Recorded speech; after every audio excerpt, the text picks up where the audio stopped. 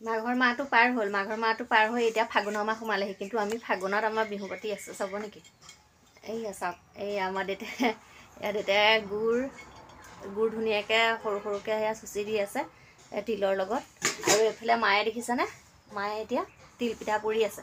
মানে এবাৰ কি হ'ল জানেনে, আমাৰ বিহুত মানে এবাৰ যিহেতুকে আমাৰ আইতা ঢুকাইছিলে, সেইটো কাৰণে আমাৰ বিহু পাতিলোঁ, কিন্তু আমি খাবলৈহে নাপালোঁ। বিহু পাতি মেলি বিহু যিখিনি যা যোগাৰ কৰিছিলোঁ, বনালোঁ মেলিলোঁ, সেয়া ভণ্টিলৈ দি পঠিয়ালোঁ, আৰু আমি খাবলৈ নাপালোঁ যিহেতুকে আইতা ঢুকাইছিলে। সেইটো কাৰণে এতিয়া মানে আমাৰ আকৌ তিলপিঠা খাবলৈ ইমান মন গৈছে। সেয়া মন যোৱাৰ কাৰণে লগতে আমাৰ বুলিয়ে নহয়, আমাৰ খুৰীও তেনেকুৱা হ'ল। খুৰীও একেবাৰে বনাবলৈ নবনালেই। সেই গতিকে খুৰীয়ে আৰু আমাৰে মিলাই আজি তিলপিঠা বনোৱা হৈছে। মায়ে দেউতাই অথনিতে খুন্দি আনিলেগৈ পিঠাগুড়ি, আৰু মই যিহেতুকে ভাত বনাই আছিলোঁ, সেইটো কাৰণে যোৱা নহ'লে। এতিয়া সেই মায়ে ধুনীয়াকৈ পিঠা পুৰি আছে, আৰু দেউতাই ধুনীয়াকৈ সেয়া যোগাৰ দি আছে। এইয়া দেউতাই ধুনীয়াকৈ একদম পূৰা সানি আছে, ভালকৈ গুড়ি অকণ আছে। এইফালে এয়া মায়ে পিঠা পুৰি আছে। এয়া আমাৰ মাতাশ্ৰী, মাৰ হৈছে ডাঙৰ ডাঙৰ, আৰু মোৰ সৰু সৰু হয়। কিন্তু কি হয় জানেনে, কেতিয়াবা সৰু হয়, কেতিয়াবা ডাঙৰ হয়। তেতিয়াও সেয়া মায়ে ধুনীয়াকৈ বনাইছে। বনাই হৈ গ'ল। এতিয়া আকৌ আহিছোঁ মায়ে ময়ে, আমাৰ ঘৰৰ ওচৰতে মানে মানুহে ঘৰত বাহঁতৰ ঘৰত মানে মানুহ ঢুকালে, তাতে টোপোলা সুধিবলৈ বুলি আহিছোঁ।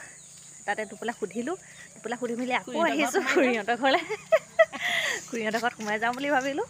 তাৰপাছতে এতিয়া বলক যাওঁ খুৰীৰ ওচৰলৈ। আছে দেখিছেনে, খুৰীৰ ওচৰলৈ আহিছিলোঁ বহি বহি লেকচাৰ মাৰিম বুলি কেনে।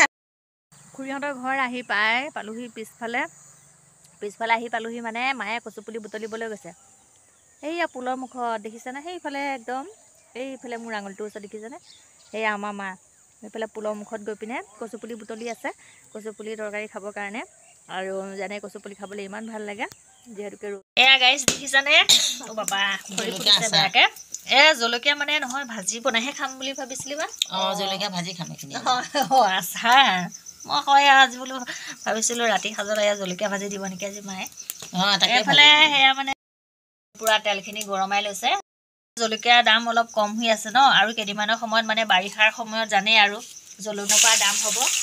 সেইটো কাৰণে মায়ে মানে জলকীয়াখিনি ধুনীয়াকৈ সেয়া তেলত দি লৈছে, গৰম তেলত দি থোৱাৰ পিছত জলকীয়াখিনি ধুনীয়াকৈ বৈয়ামত দি থৈ দিলে। বাৰিষালে মানে জলকীয়া যিহেতুকে দাম চাম অলপ বেছি হ'ব, তেতিয়া জলকীয়া আচাৰ খাব পৰা যাব। আৰু এইফালে মায়ে সেই চব্জি বনাবলৈ লৈছে। আৰু এয়া সৰু সৰু মাছ খুৰাহঁতৰ আজি মানে খাল সিঁচিছিলে, খুৰাহঁতৰ ঘৰৰ পৰাই কেইটামান মাছ দিলে। এয়া মাছ এতিয়া মায়ে ভাজিব। তাৰপাছতে এয়া কচু দেখিছেনে, এয়া কচু দি এখন চব্জি বনাব। পাকঘৰত বহি আছোঁ একদম মানে পূৰা মায়ে ভাত বনোৱাৰ পাছত আহি বহি আছোঁ, আৰু পূৰা নাইট ড্ৰেছত আছোঁ দেই, নাইটি চাইটি পিন্ধি লৈছোঁ। মানে এয়া আমাৰ দেহা এইফালে বহি আছে, আৰু এইফালে মায়ে মই আছোঁ। এয়া যোগাৰ কৰি দি আছোঁ।